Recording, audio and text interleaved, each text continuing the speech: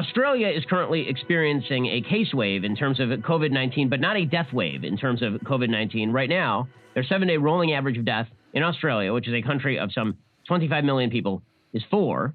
They've been having 3 or 4 deaths a day. And yet, the measures that they have been taking in order to crack down on people's basic freedoms are absolutely... Okay. Okay, this is just going to turn into a little response. Muscular class. The muscular class. Oh, it's so good. Young Voices is a Coke think tank. They don't disclose their funding tied to the fact that Coke... Oh, of course. Of course. So I refuse to believe that Ben Shapiro right now cannot see a link between what he just said. They're having 3 to 4... Did he say cases a day? Or did he say deaths? They've been having 3 or 4 deaths a day. Yeah, okay. I mean, what was this, a couple of months ago? August? A couple of months ago. So yeah, it has gone up. But the reason... Oh my God. The reason that we are having 3 or 4 deaths a day is because of the policies. It is because of the vaccinations. It's because of the social distancing. It is because of the lockdowns. It is because of a lot of different public policy measures. And like I said earlier, you know, not an apologist for police violence, obviously. And there are certainly ways that, you know, small businesses and people's jobs and lots of things like that, the way that that's been handled has been really, really poorly handled. But just to say that okay, let's go. Sorry, otherwise we're never going to get through this 13 minutes. If you are, I hope you are here for just wild tangents and ranting, because that is exactly what you're going to get. Have you read Abolish Silicon Valley? I haven't. I'll bring that up just so I've got it there for later. All right, let's get through this. And yet, the measures that they have been taking in order to crack down on people's basic freedoms are absolutely insane. I mean, it looks like some sort of outtake from a dystopian film. Apparently, over the weekend, Australian rescue dogs were shot dead over COVID-19 lockdown restrictions. Several dogs slated to be rescued, according to the New York Post, were shot dead in rural Australia due to a local council's interpretation of the country's COVID-19 lockdown restrictions. Apparently, the pups were executed to prevent volunteers in the animal shelter from traveling to pick up and rescue the animals last week and potentially spreading the virus at the same time. Okay, I don't know if that's true. Potentially that is true. Something that I just saw this morning was how the Republicans in America, they've got their, you know, bloody Fauci thing going on. And they're now saying how, you know, they're being all emotive about how some pups got killed or something bizarre like that. Alrighty, I am back. So I'm just going to go down through here. Did you see... Yeah, I know. He speaks so fast already, and on 1.25 speed, he just looks like he is on crack. Yeah, basic freedoms. Did you see Candace Owens' call to the president to invade Australia and eliminate? Yes, it's been doing the rounds over in Australia. It is very, very hilarious, and everybody's having a good time with it. I'm sure there are sections of the anti-vax right that have taken that up and loving that. There was that rally in New York City, I think it was last week as well, people protesting outside of the Australian embassy. Just hilarious. I love it. What's the story with your username? I can't remember. Only dog on the left. I think I was just trying to come up with something that that was a little bit unique, and I landed on that. It was a bit silly, but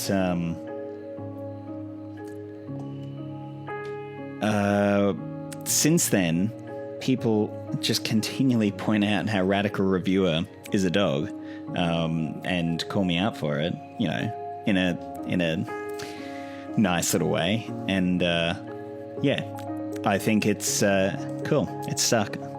Although when I go and post on, you know, the capitalism subreddit, I just get called a rat owner and stuff, but that's fine. They they are hilarious anyway. I made that video today. That's how I found out about the whole thing. Yeah. Oh, I must have been listening to it this morning or something then. It's just hilarious. Check my notes. Yeah, I think they must have gotten rid of your comment. Pretty hilarious. Although I will say, depending on... Oh, no, there it is.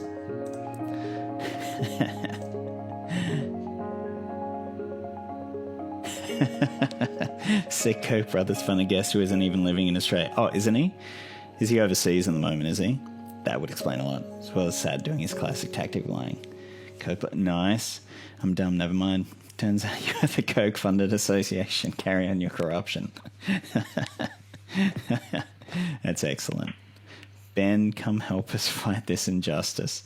If Australia wants to fight China by using crap like the habeas corpus writ, then perhaps they ought to amend it to read habeas corpus, and here is the price list for the corpus parts. I have no idea what that means.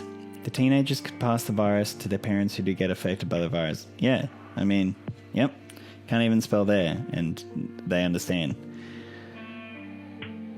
Your stream is only 720. That's brutal. I wonder... It says excellent connection. That sucks. Maybe I zoom in. Bah. You don't live in Australia, so please don't comment on something you know nothing about. We are fine, thank you. To all the people saying they live in Australia and we're handling it just fine. No, we are not. We are really not. These lockdowns are such bull. Look, I can certainly sympathise with people that are, stuck in lockdown. That's rough. He does live there. Was there for the entire past year. Only got out a week before this interview. Maybe you're fine. Your neighbours aren't. Okay, I live here too, you fucking asshole government shill, and I actually care about rights. You can sell yours if you want. And this whole thing about rights that's crept in, this, cultural imperialism, just taking up all of the culture war bullshit from America. I mean, they're very good at exporting it, I gotta say. Why would you need to live in a country to know something about it? He has access to all the same media as we do. Satyajit went from the Australian Taxpayers Alliance. Oh, did he? Oh, God. Controlled by someone connected to Coke Industries. He set up a similar group in the UK to you guys.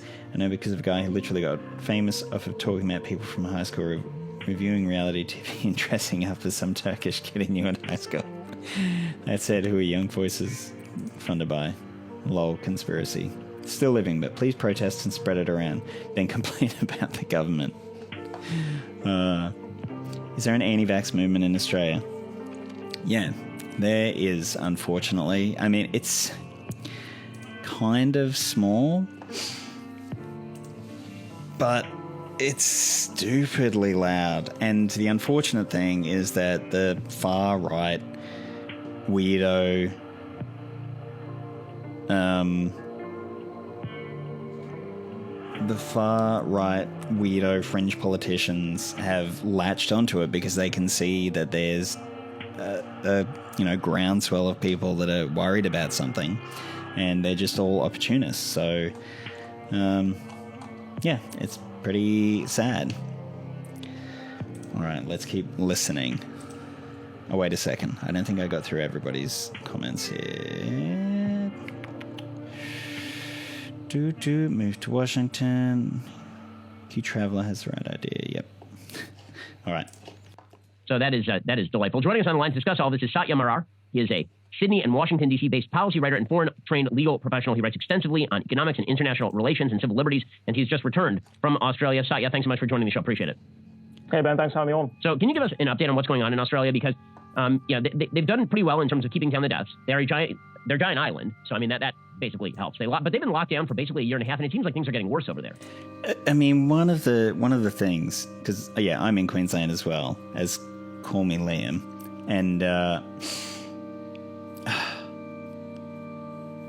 this reference just to Australia or the Australian government, and it's all Washington based, and it is all just like each state has its own response. You know, each state is responsible for its police and for its health services and its you know, public services, which is also why, you know, Labor tends to be in power a lot more at the state level than at the federal level.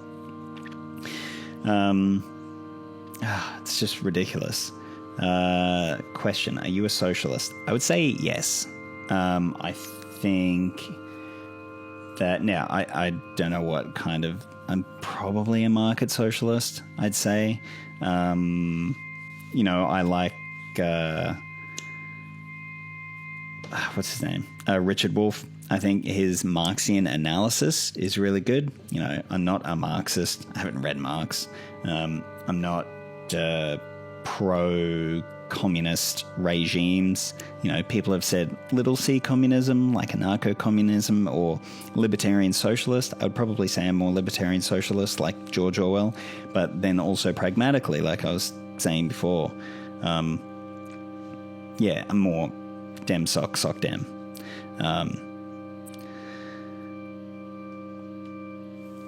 And yeah, I mean, Queensland, 100% socially conservative, but yeah, absolutely. We just get Labor more because they deliver on services.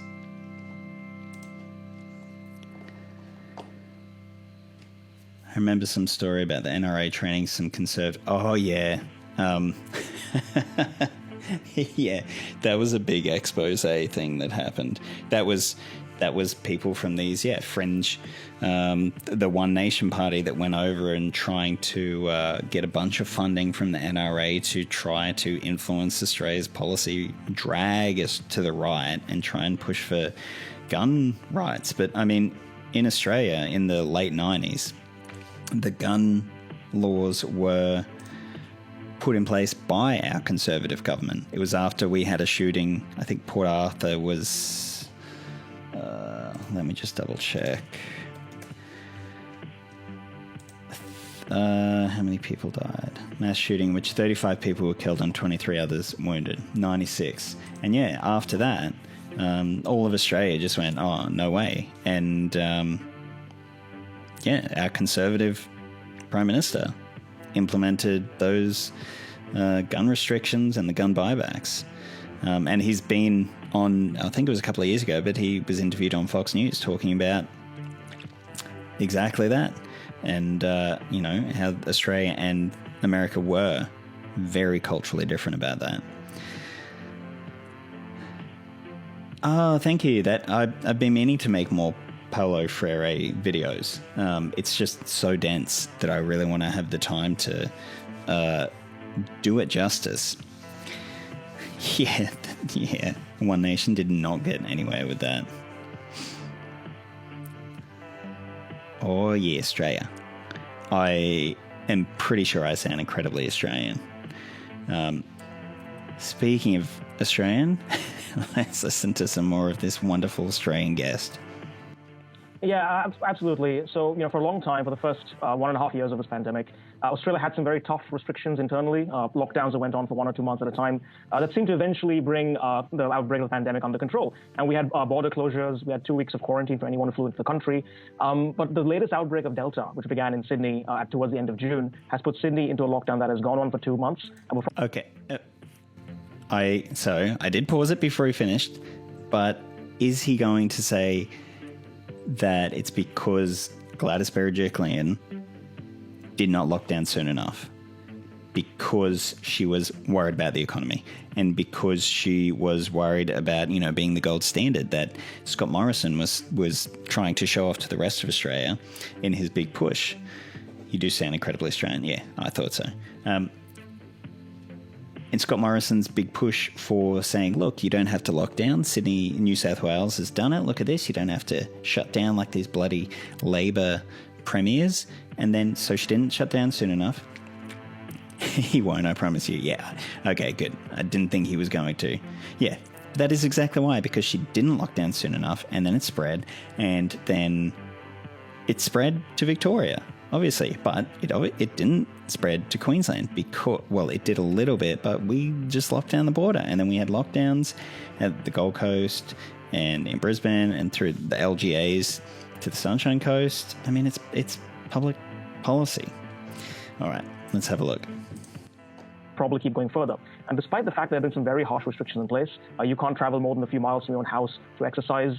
You can't even congregate with any more than one person who isn't from your household outdoors, when you go out and exercise. And there are very few exceptions for leaving your house, and the police enforce them very strictly with up to $5,000 or even more in fines. And you're finally seeing thousands of people come out in the streets in Melbourne or Sydney to protest.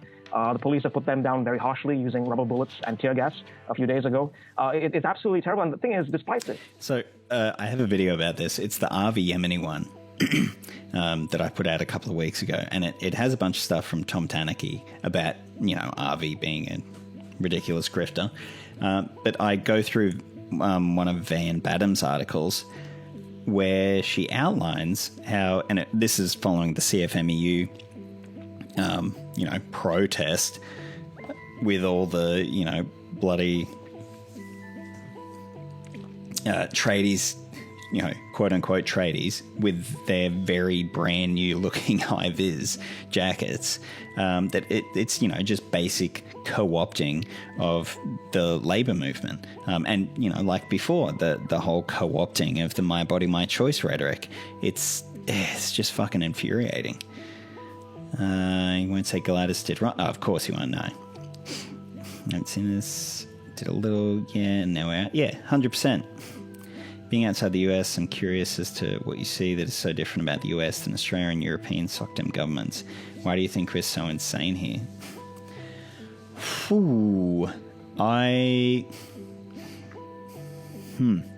That's a very good question. I think a lot of it has to do with American exceptionalism. I did a little video on that a while ago as well. I think just that notion that seems to be so... It just seems at the root of so much about the American psyche. And not individuals, but the American cultural psyche, that America is just uniquely special. And that because of that, they don't have to look to other countries. But at the same time, thanks to Reagan and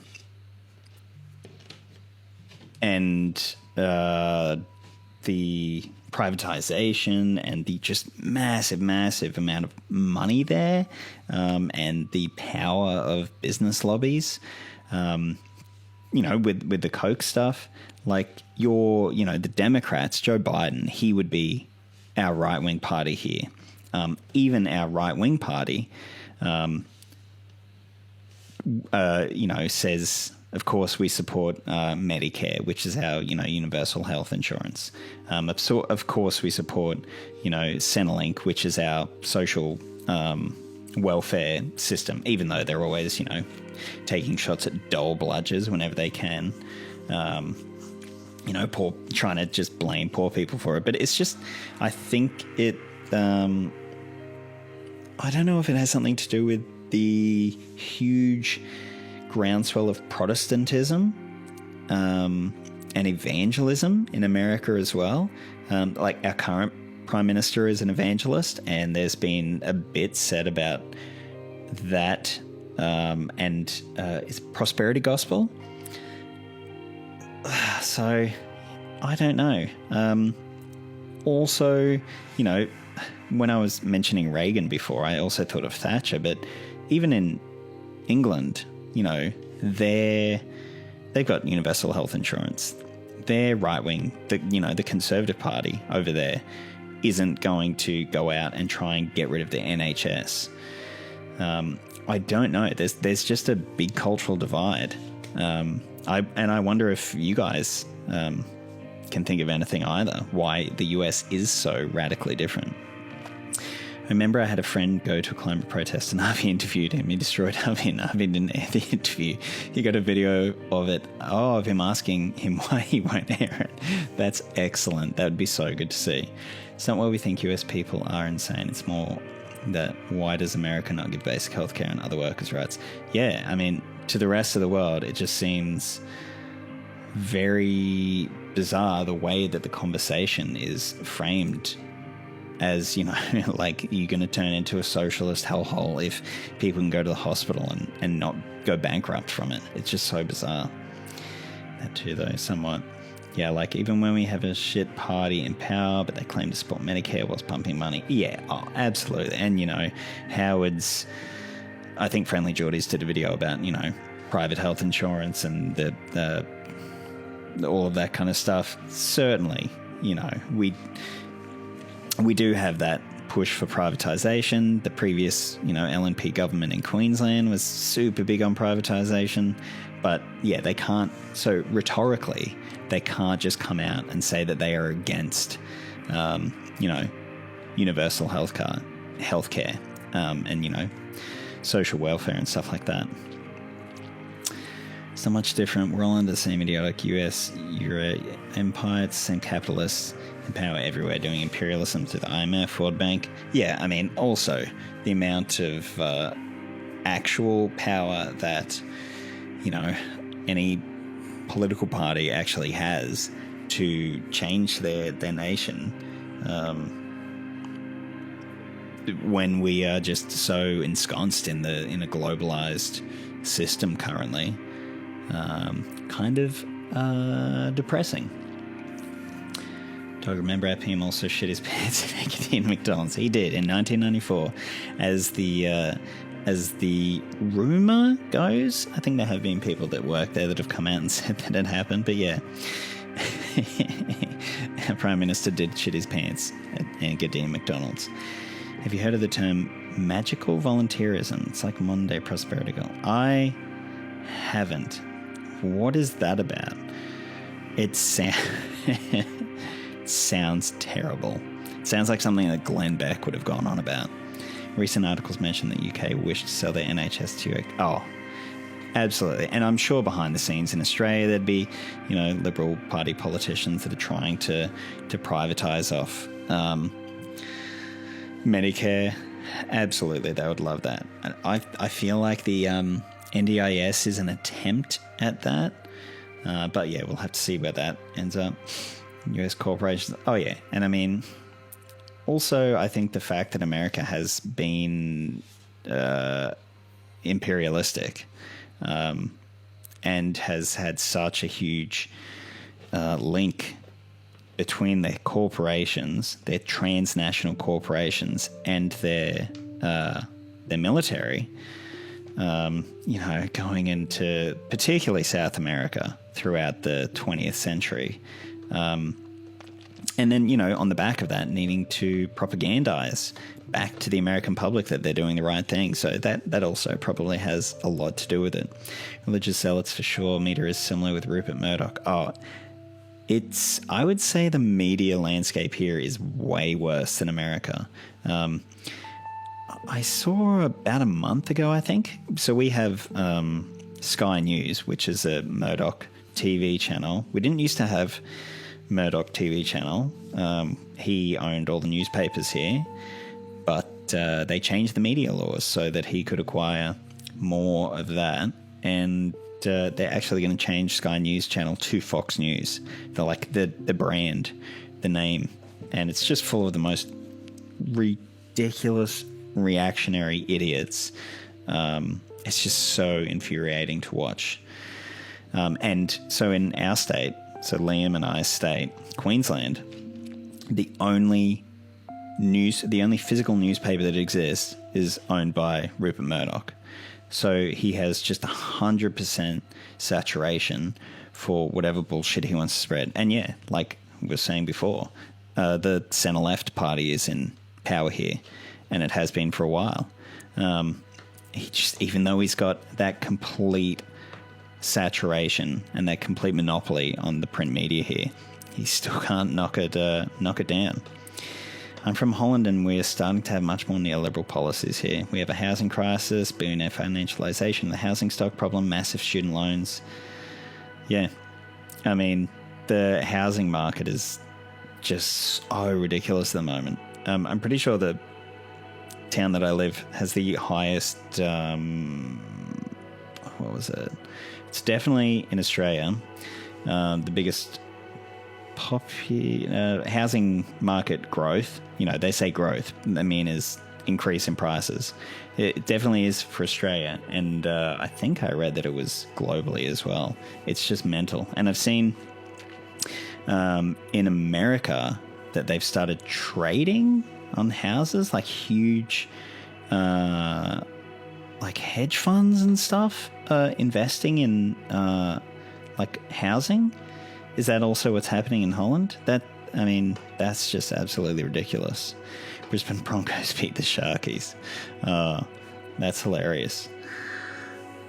My dad's from New South Wales. He's from Sydney, and he goes for the Sharks, and he's just so disgusted every time that we bring up that Scott Morrison flipped, when he got moved out to his cushy seat, his safe seat, and started going for the Sharks because he was going for...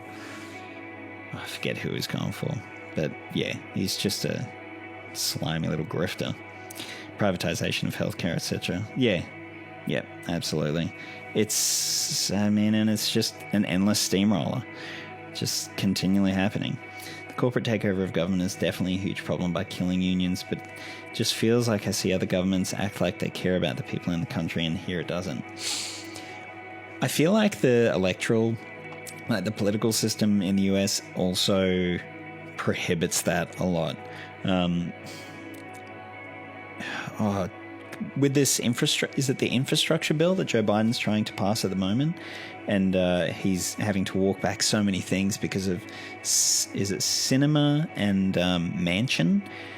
And he said, with 50 senators, with only 50 Democratic senators, every one of them is a president, meaning that any single one of them can just veto and sink the entire thing. That would never happen in Australia. And also the amount of, I would say party disunity in the American system, that wouldn't happen in Australia.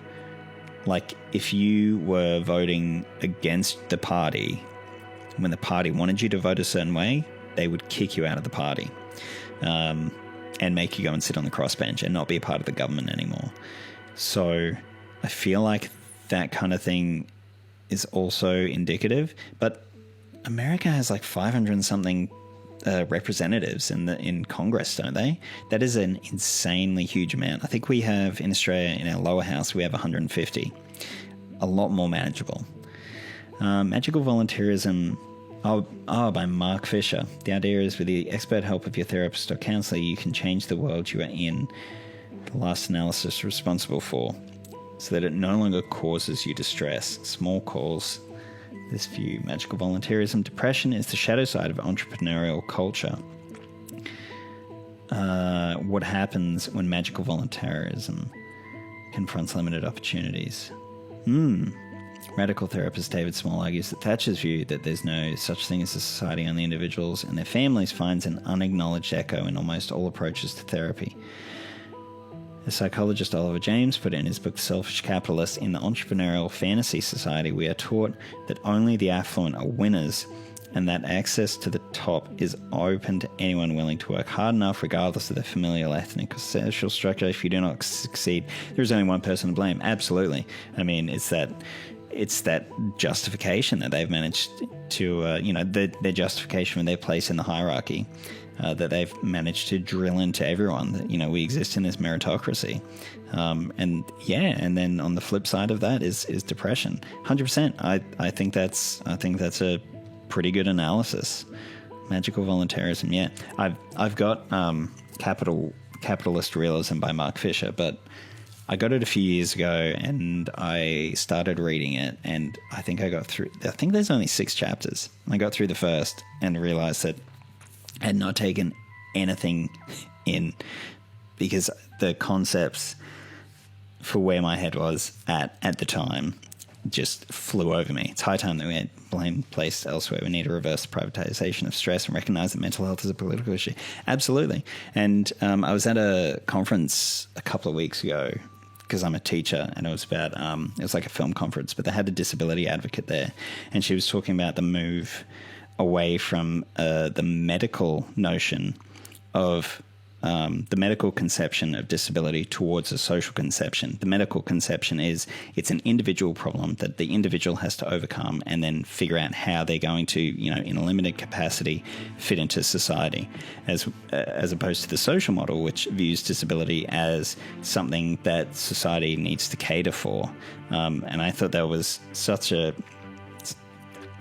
great concept, and one that I hadn't heard of. Just going up a bit, yeah, but there are probably more, and they are not doing enough to message the bill to the people. Oh, also, absolutely. I see all the memes about, the Democrats having, if only, what was it? Was it Georgia? I think that they were really, the runoff race in Georgia or something, and it's like, this needs to be the big priority because we need to get, control of the Senate. And they did that, and they're just doing nothing with it. I absolutely think that I think the Republicans are a lot better with it.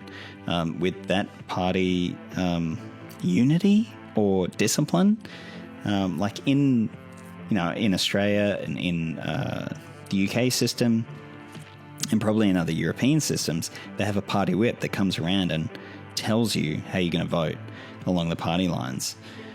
And they just, can't get it. All right. Yeah, I'll have to, I lent Capitalist Realism to a friend. I'll have to get it back and have another go at reading it. All right, let's keep going with Satya. So we're still seeing hundreds of new cases every single day, and the government's response to this isn't to cut the people some slack and say, okay, look, this isn't doing as well as what we thought it would. It is to keep pursuing the strategy that they have in place and to tighten the restrictions even further. Now, one of the things that's very odd about Australia is that despite all of this focus on lockdowns, the percentage of the population that's fully vaccinated remains pretty low. I believe it's only about 20.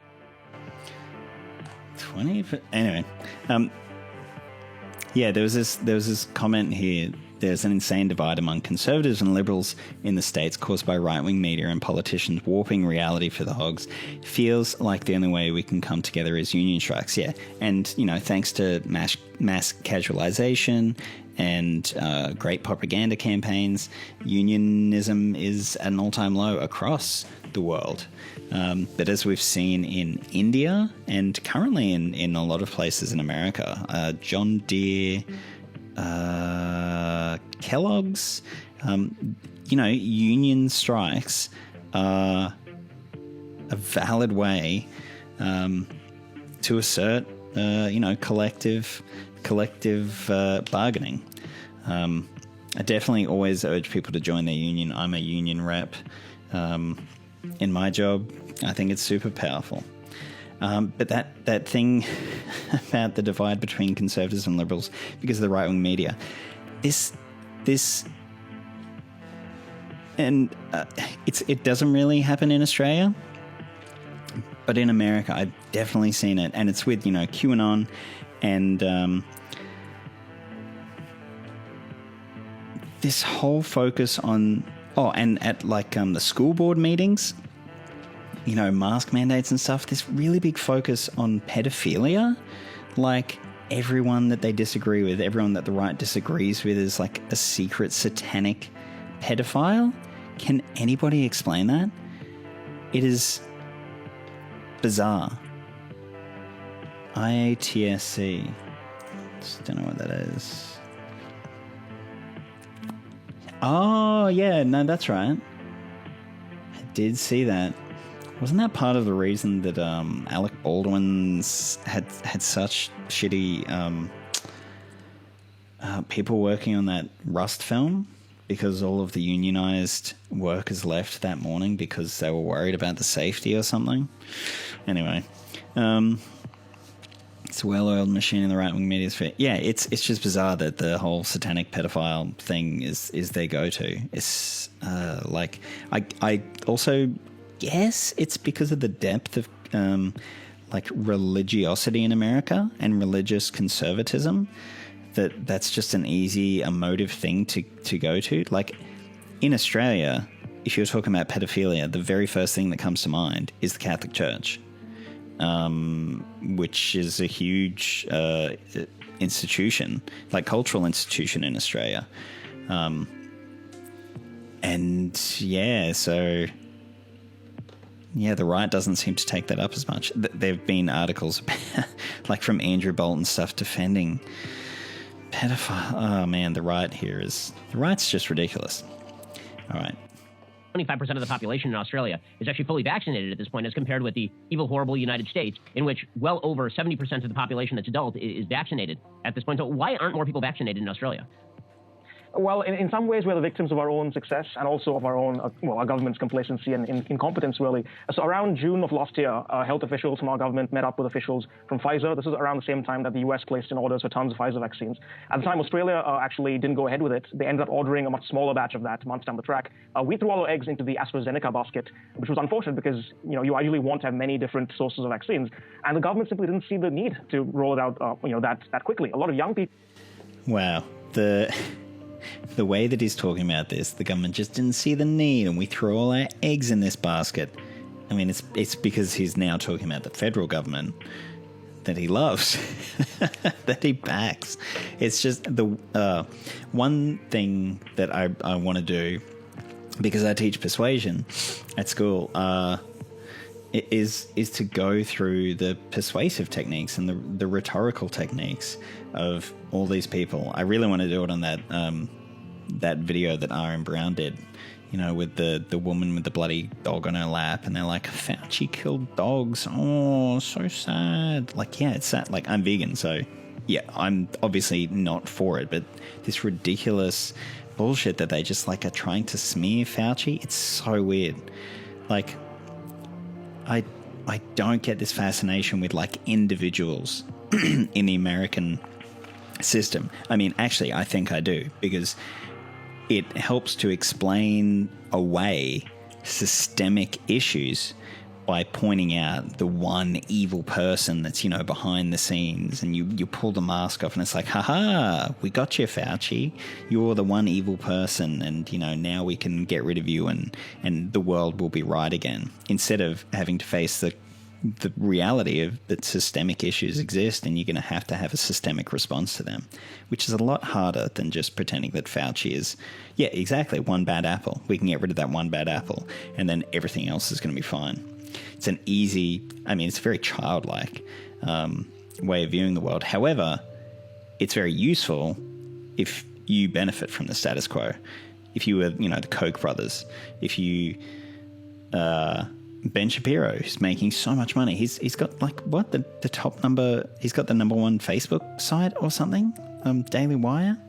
I think it was some more news that did a bit of a deep dive into that, and all the weird, sketchy things that Facebook and Ben Shapiro have set up together. And repeated from the Fox News host to the guy in his garage doing a podcast, and they use the same exact language. So you hypnotize the right. Absolutely. That's interesting, actually, that there's like this, like an echo throughout that ecosystem. Ben Shapiro is the new Alex Jones. Yeah.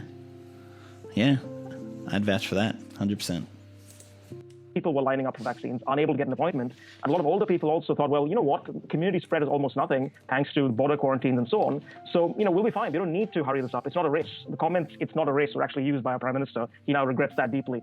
So it's all fine until it wasn't. And now, not even 40% of our population is vaccinated. And the government has said, until we get to 80%, lockdowns are still going to be a fact of life.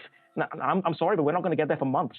Yeah, that is an insane statement, given the fact that the kind of lockdowns you've been talking about. I was watching the tape earlier today from 9 News in Australia, and they're talking about individuals who have been quarantined. If they go down an elevator and then they just walk out the front door, now there's like national manhunt on for people who have COVID-19. You have teenagers who are congregated on beaches. Teenagers, by the way, are not dying from COVID-19, like anywhere. Okay, COVID-19. So this is one thing that I really dislike about the right's approach to this, is this argument about deaths. And they just point to this very decontextualized statistics about, deaths about it. And they say, well, there's only 0.01% deaths or some shit like this. But one, they don't take into account the fact that it's a pandemic and that this virus spreads and that it isn't going to be a linear spread. If you let it get away from you, the spread is not linear.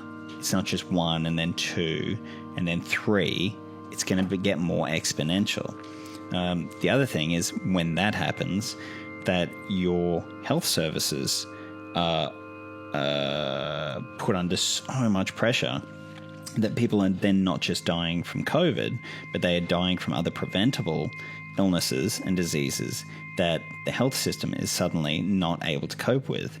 And the third one is now what we're seeing is long COVID, is the long-lasting effects of having this serious respiratory illness, which obviously, and there's so many stories coming out about it,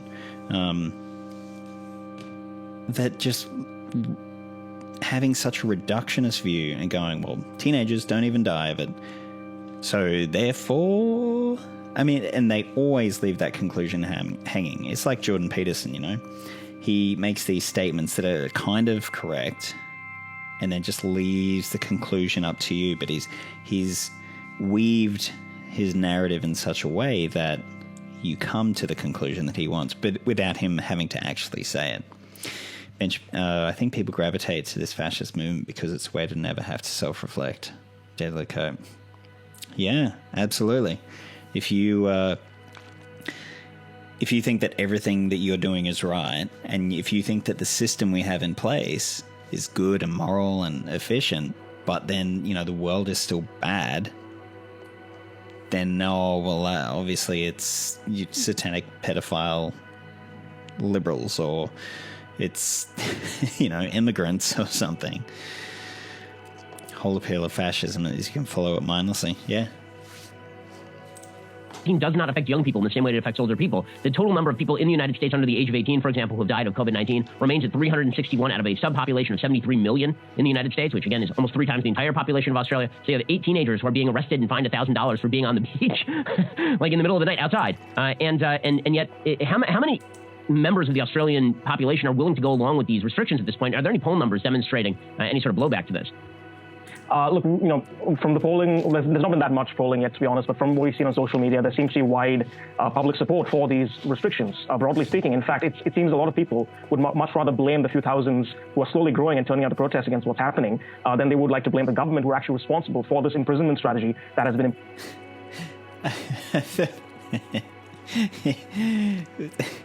Okay, yeah.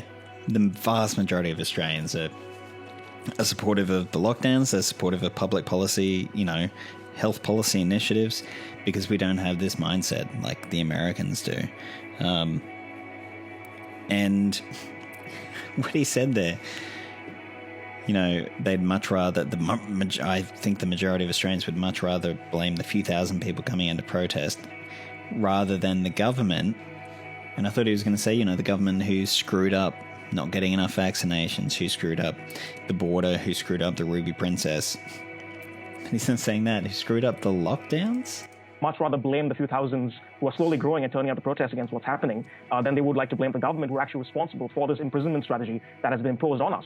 And what people don't seem to understand is that... He just said 2 different things. People would rather blame the people that are coming out to to protest, which is going to spread the virus, instead of blaming the government for locking us down. Those are 2 separate issues. The people that are blaming the government for locking you down are the people out protesting. This is so bizarre. This chasing ghosts that you can never defeat, yeah, which will always give you an out to point to and blame for the problems they don't want to have to own up to. Yeah, it's like those doomsday cults, when the religious people say, the end of the world is coming on, 26th of November. And then the 26th of November comes and it's like, oh, actually, it's coming the 1st of January. And it doesn't actually deter them. It's just like, oh, good, we don't have to actually, get rid of everything that we've invested in it.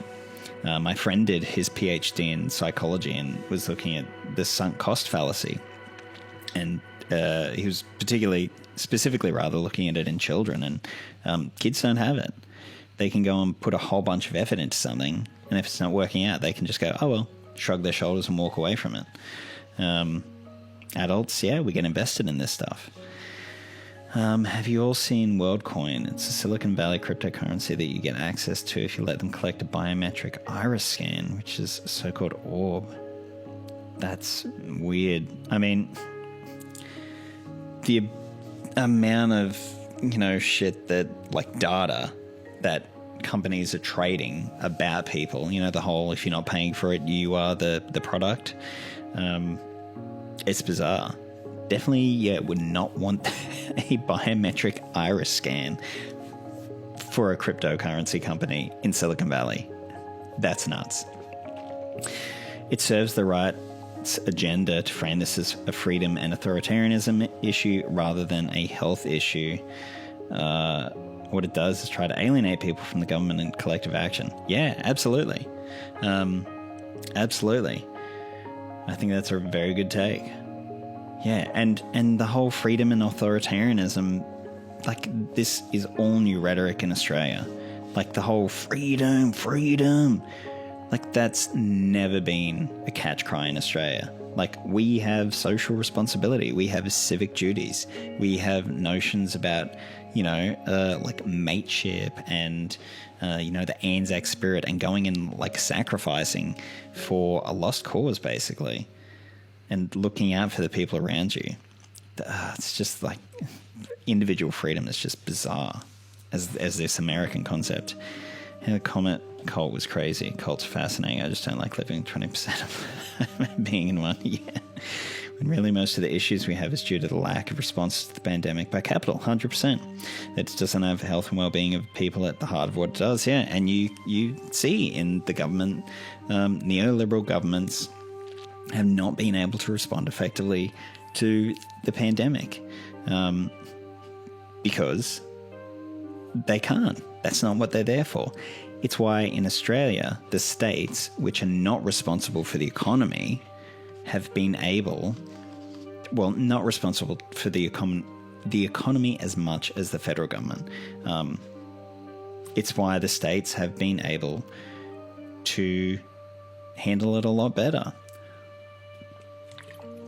And it's because the states are responsible for service delivery. They're responsible for, health services. And they would have looked at their modeling and said, oh crap, if this starts spreading exponentially, we're going to have such an insane crush on health services. We're not going to be able to cope. And I have a friend who's an RN in Brisbane in the infectious disease ward. And like, they were already under pressure with, lack of funding before the pandemic hit. So the government definitely would have, the state governments, the service providers definitely would have known that the writing was on the wall about the need to contain it. It really isn't as simple as even getting to that 80% target that the government has arbitrarily set. Israel is one of the few countries that's made it that far, and even they are seeing 19 people still die in hospital a day.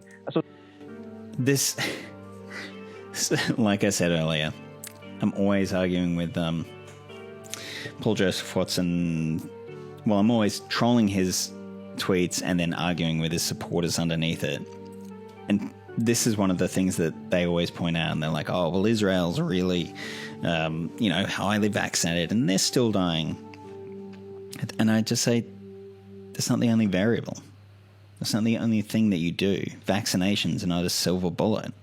Like, they're part of a public policy response to a pandemic, to a health crisis. You don't just say, well, everyone's vaccinated, everyone can do what they want, and that's it. You still have to, have lockdowns when necessary. You still have to have social distancing. You probably have quarantine. It's just, I did pause him once again before he finished his thought, but I really doubt he's going to go on to say, but, Israel has not been implementing other public policy initiatives to help curb the spread. It's just like, well, highly vaccinated with, again, the implication left hanging. But the implication is that, well, the vaccines don't work. So what are we hanging out for? And also, we shouldn't have lockdowns? So unless you're willing to change and abandon the zero COVID strategy, which all but one of our major governors are yet to abandon, it's going to keep getting worse. And unfortunately, the media, some sections of the media haven't been great about this either. They've tried to, portray all the protesters. See? He just said all but one of our governors. Like, I know he's speaking to an American audience. Surely they can learn a new word. Surely he could have said premiers. Because we don't have governors. We have governor generals, but they are a very different role. Oh my God. This guy's so annoying. As being far-right conspiracy theorists or anti-vax extremists. Some of them might be, but many of these are people from low-income backgrounds, from the suburbs, from immigrant backgrounds, working-class people who actually... Yeah, who have been misled and who have been fed just such bullshit propaganda. While the federal government did not re-implement Job Seeker and JobKeeper payments for people that had lost their jobs, for people that had to close down their businesses. And so these were people that were struggling economically. And then these weird populist, fascist, fucking anti-vaxxers come in. And, it's propaganda. Sorry, this guy's fucking sick. So what are these people's end goal with this anti-vaccine and mask rhetoric? It just seems not to make much sense, even if for capitalistic-centric viewpoints. Yeah, I don't know. And that's why I think that the majority of people that get swept up in it don't understand. Because I guarantee Ben Shapiro is vaccinated. I guarantee this dude is vaccinated. He probably would have had to be vaccinated, actually, to leave Australia. Dave Rubin, we've all seen that clip of that woman asking if Dave Rubin is a good citizen and whether or not he's vaccinated. And, he can't admit that he is. And then he tweeted, just to be clear, I've not had an RNA vaccination, which means, obviously he had a different vaccination. Why would he be so specific? I really think it is for these types of people, the Ben Shapiros and the Satchers, I think it's a really opportunistic grift currently. They're vaccinated.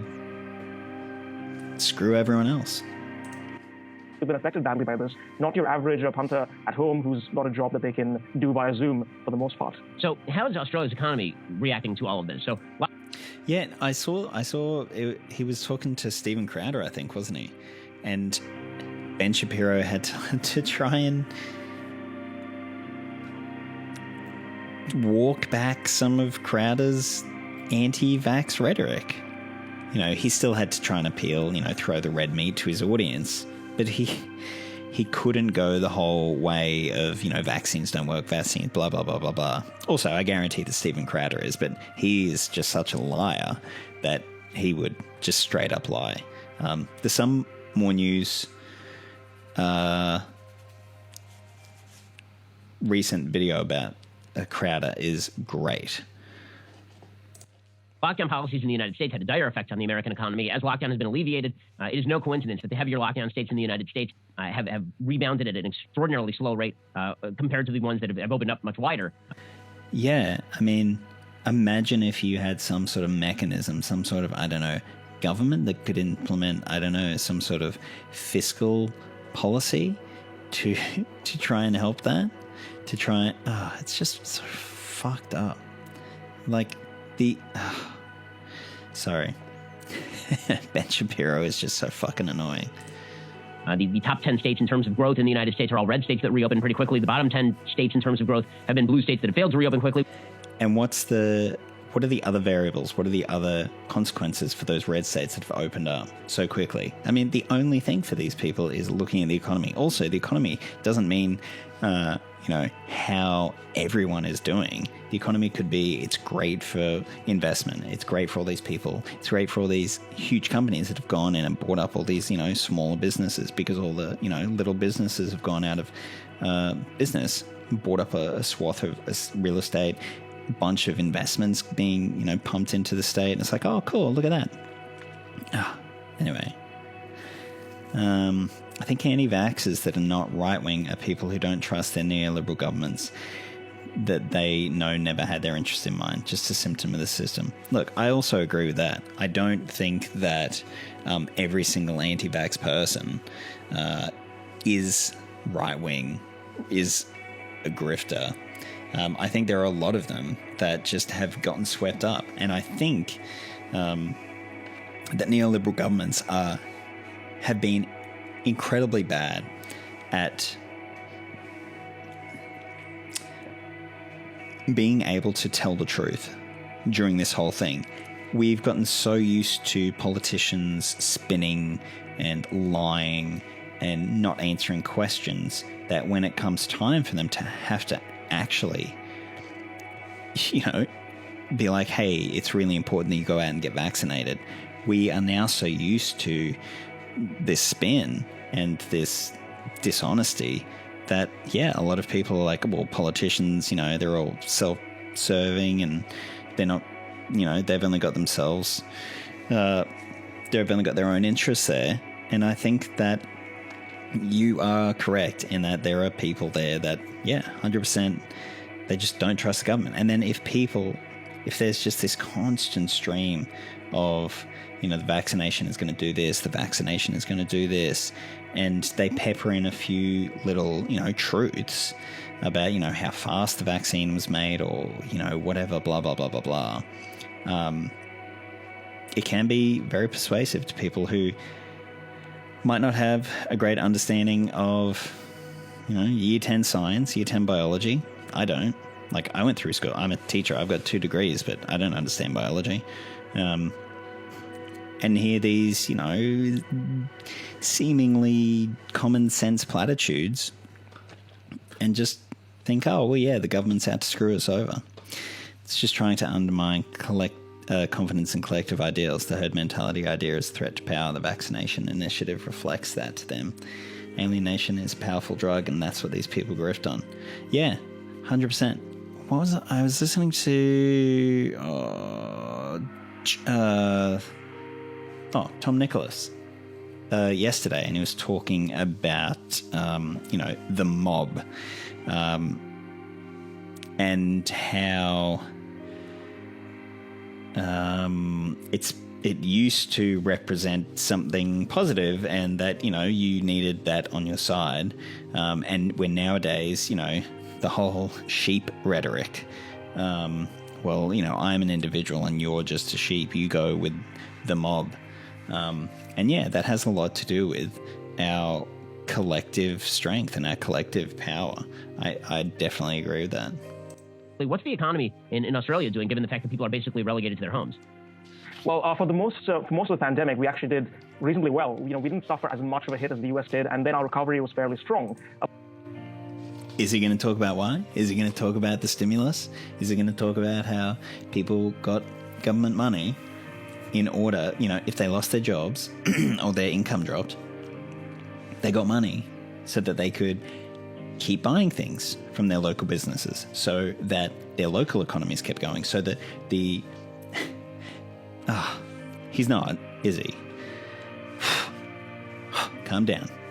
Shapiro appeals to people who have personal struggles and are pissed off but don't want to actually fix the macro problems they claim to care about. Yeah, I mean, I definitely agree with that too. You look around and you're like, wow, things are really terrible. And then Ben Shapiro's like, yeah, it's because of rap music and Lil Nas sliding down a stripper pole and he sold some shoes with Satan. And they're like, oh yeah, that's it. Also, yeah, I just got to vote Republican and everything will be fixed. But there are a few specific reasons for this. So first, the government obviously spent a lot of money on relief packages, which in some ways is kicking a can down the road. But secondly, we're a commodity exporter in a big way, and we export a lot of iron ore, especially to China, which ironically, we're in a trade war with China, and China's trying very hard to wean themselves off us because they know that we're close to the USA. So that's not going to last forever. And our construction industry has been absolutely booming. People are throwing a ton of money into real estate because, well, when the government turns on the money printing machine, this is where your family wealth has to end up. So, it's going well for now, but with the latest lockdown, though, how long can it last? Normally, when we're in a boom time, which we technically are right now, that money is used to pay off debt. We keep incurring debt. It remains to be seen what the long-term severe effects of this might be. I'm just laughing here because becoming... Look, I'm not going to pretend that I know enough about economics to comment on what he just said there, but I'm just going to assume, because I've disagreed with everything else that he said, because it's been partisan and it's ignored the central issues, that what he said was probably incorrect. Reliance on China in the aftermath of the pandemic unleashed on the world by China is definitely a unique economic strategy, given the fact that China's been extraordinarily robust in its hatred for the Australian government and in its belief that the Australian government is an interfering government in its own internal affairs. I mean, this is pretty rich coming from an American that is like so supportive of US imperialism and US empire. I mean, do you think that Ben Shapiro knows how many countries the US has interfered with? And if he does, can he justify that? Not just to himself. Well, I mean, not just to his audience, but can he justify that to himself? I don't know. Yeah, definitely. I mean, they've tried hard to strong-arm Australia. They've taken issue with us for one, calling them out on their role in COVID-19, which they've covered up any objective investigation into.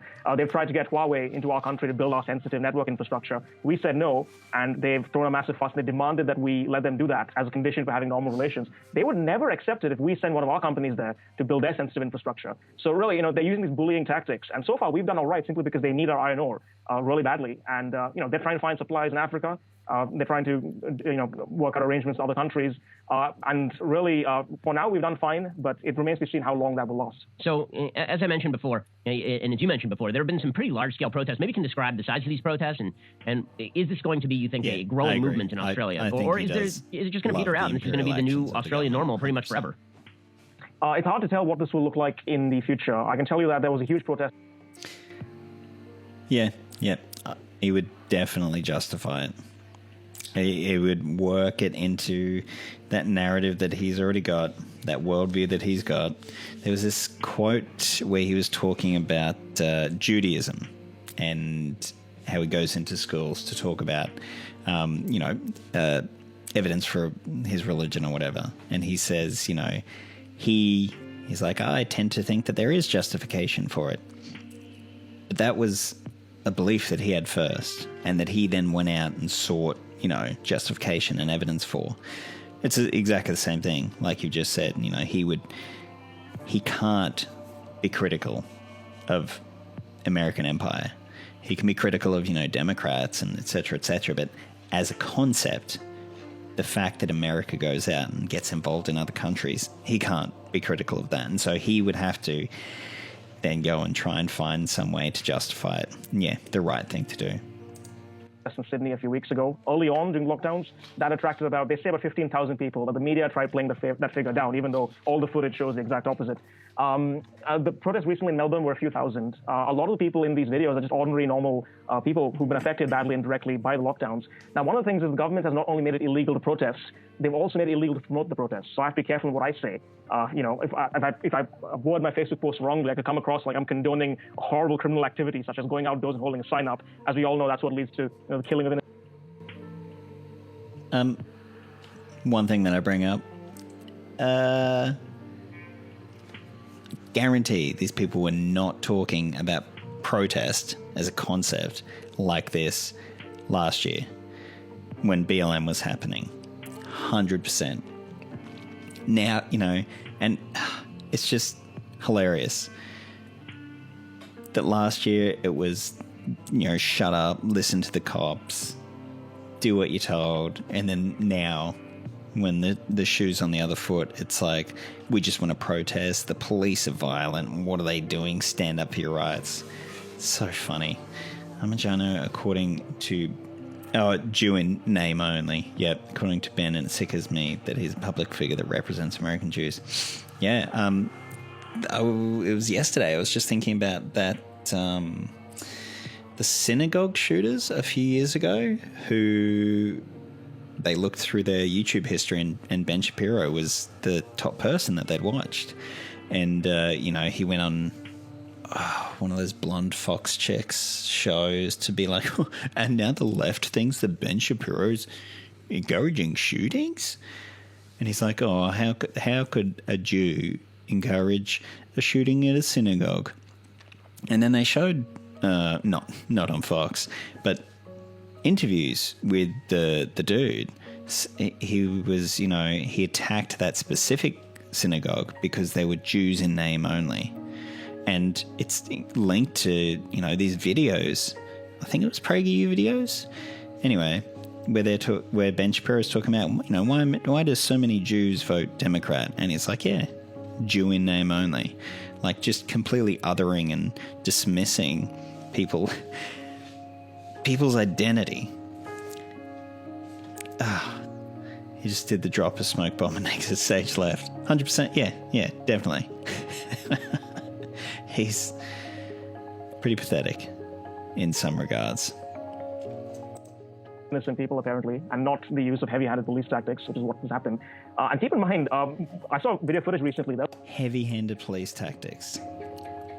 Guarantee last year during the BLM protests, he was not talking about heavy-handed police tactics.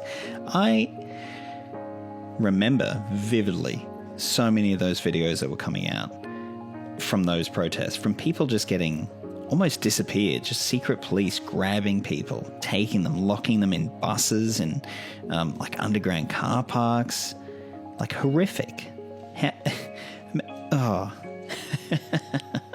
Just getting so worked up. And acts as if he speaks for Jews. That's the worst part. Yeah, absolutely. there was this one father, he brought his son with him to protest.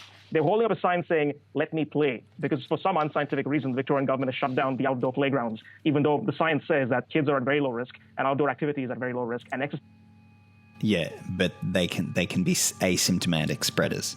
Kids can be asymptomatic spreaders. That is the bit they can get COVID, and then they can go home to their parents or to their elderly grandparents and spread it, and then that spreads again. Are they dumb or are they lying? I don't know. They have no shame. It's honestly something I kind of envy. Yeah, I mean, it would not coronavirus. I believe you, coronavirus. Yeah, 100%. I mean, they know what they've got it figured out, don't they? How do I?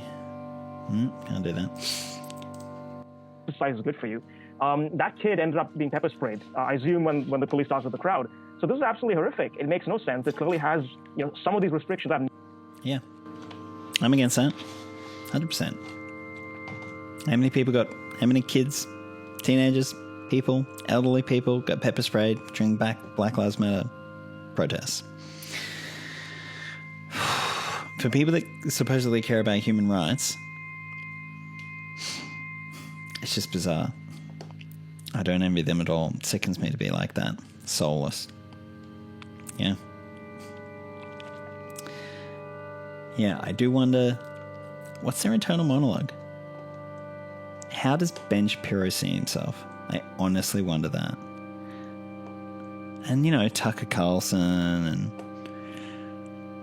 Stephen Crowder, I think, is too dumb. I just think he's just dumb and insecure and putting on an act. But, yeah, Ben Shapiro, he's too savvy not to. And I did this video about Abby Shapiro as well, ages ago, about how she could be a good vlogger.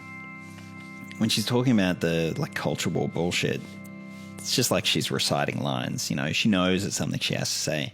But then when it was such a clear distinction, she goes into talking about, fashion. She's passionate about it and she's interested in it. And it's just, it's like an enforced cognitive dissonance or something. Like just having to have, it's like Christopher Hitchens says, 2 sets of books that you keep. You've got your one book where, like people that want, I'd like it if everyone could go to hospital when they're sick. Those people are trying to destroy literally the world and are also Satanists and are also pedophiles. And then the other hand, you've got this book about everyone could have fun with fashion. How? Yeah. Must be torturous to be those people. Yeah. I mean, unless, I don't know if I believe in evil, but unless they're just bad people. No basis in health whatsoever, leave alone a proportionate basis. And the police are actually, in New South Wales, for example, the police are helping to write the restrictions they're enforcing. So it's not just the health bureaucrats giving health inputs, it's the police saying, hey, this is how you can make my job of being able to strong arm and find people a lot easier, which is why some of these rules have come in place, even though the science says otherwise. Have there been any lawsuits brought in Australia, any constitutional lawsuits? And what have the courts said about any of this? Because constitutional lawsuits. Ben, you're such an idiot. He went to Harvard Law School also. he's just so uninterested in the world around him. Like, could he not have just... Do you actually think he Googled anything about Australia before this? Because as you mentioned, I mean, if it is now becoming illegal to protest and illegal to even stump in favor of protesting or mention protest, like, how is this not violative of basic human freedoms in Australia at this point? There are a few cases that are on... We don't have a Bill of Rights. We don't have weird amendments. Our constitution's just like, hey, the states are responsible for this, and your railway gauges should be like this, and your maritime trade is the federal government. I would describe evil, causing suffering while being conscious of what you do. Yeah, true. Yeah, that's actually that is a pretty good definition. I like it. Ongoing, and I do know that many fines that have been issued have ended up being overturned. A lawyer associate of mine, he was recently involved in cases involving some of the restrictions that were brought in last year during the worst of those lockdowns. It's a habeas corpus violation, so that has been happening. It'll take some time for these cases to go through fruition. Habeas corpus violation? I don't think we have that.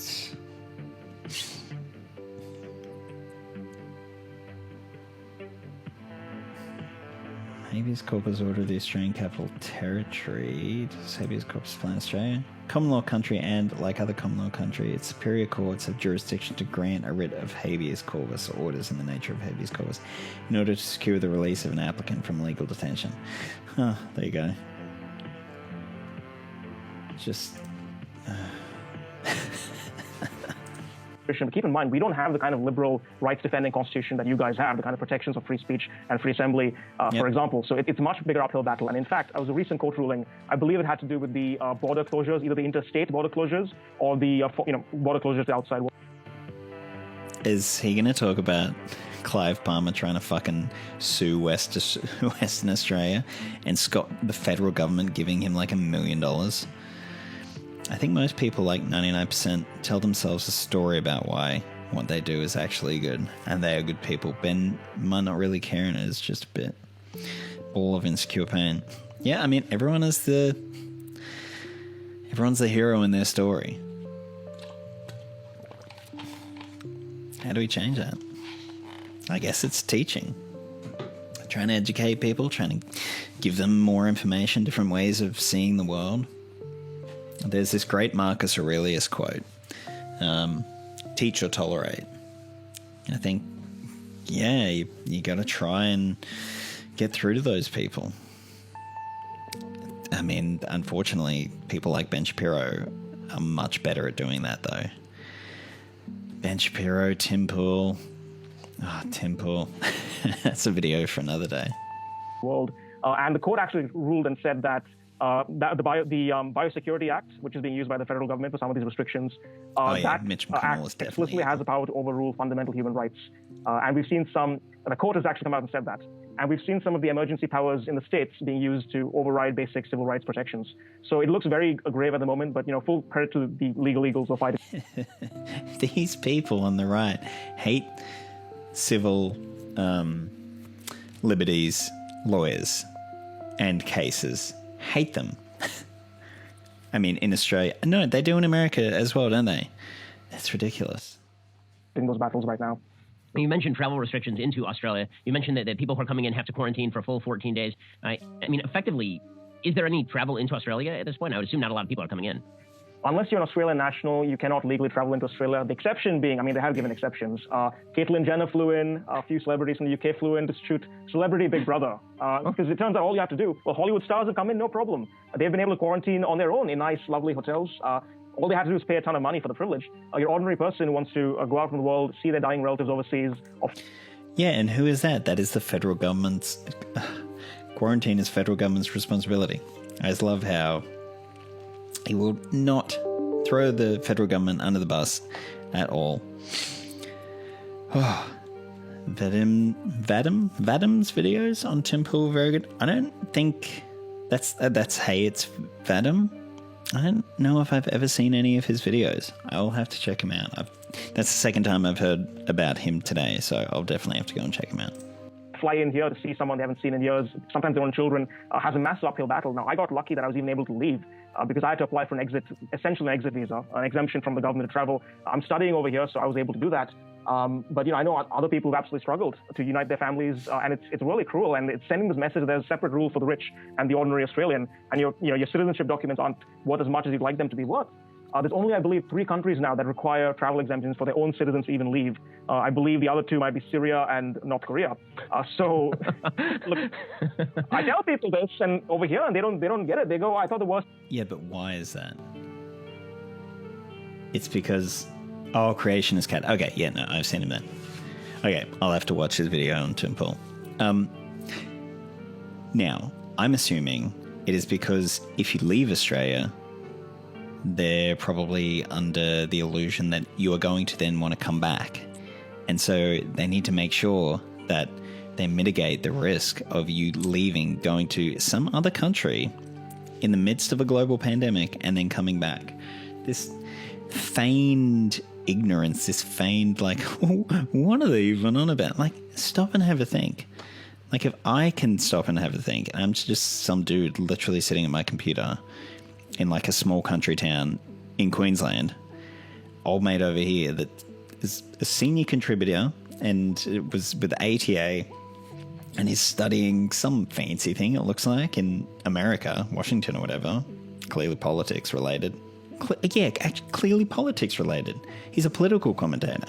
How could he not infer the reason for that? Oh, he's lying. He's a grifter. There we go. We figured it out. Took me a little bit, didn't it? Thing about Australia were the mean spiders. No, it's not. It's our government, as it turns out. Unbelievable. Satya Marar, thank you for your coverage. Really appreciate the time, and that is some horrifying stuff.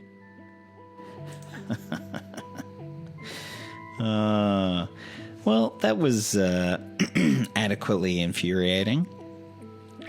But no, I enjoyed that. That was good to go through and watch that. But no real arguments. Like, lots of emotive language was used. No evidence. What? It's just, red meat to the fans. It's just for the people that already believe in that narrative, it's here's a little bit more. Here's a little bit more. Here's a little bit more. They're evil. Australia's evil. I do want to find that Candace Owens video, though, where she's calling for the president or whatever to fucking invade Australia. But I believe that will have to be another night. Thank you very much for everybody joining me. It's been wonderful. I definitely enjoyed this. And now that I've figured out, 1, how to stream, and 2, also how to chuck up videos that we can all watch, I'll have to go through and get a list of very infuriating videos and we'll be able to go through them. And next one definitely can't be Ben Shapiro, though. He's just so smarmy.